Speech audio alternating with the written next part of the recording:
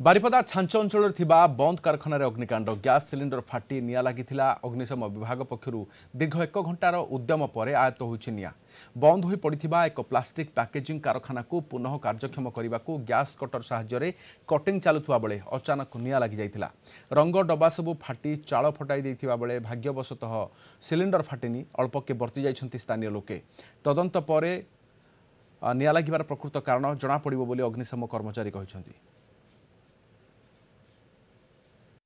आमे तो निया लगी आम पाक खबर गला हैं आमे आसला को हो निया जलुची आसिक आमे पानी पकईलु से पंप को पाउड पकईलु निया कंट्रोल को आसीगला। आक्रांत परिश्रम करके निया कंट्रोल को आसला। आशा कौन तांकर केमती कौन होइथिला कौन तांको तो काम होइथिला बोली कहउचंती होल्डिंग फोल्डिंग होता कौन सीटू सर्ट सर्किट होगी जहाँ अनुमान से करा गैस कटिंग जोदा कर तो गैस कटिंग हेले निया बाहर से निया लगी जापे आमे तो सेमती आमे आसला बेलू तो निया हो जड़ुची।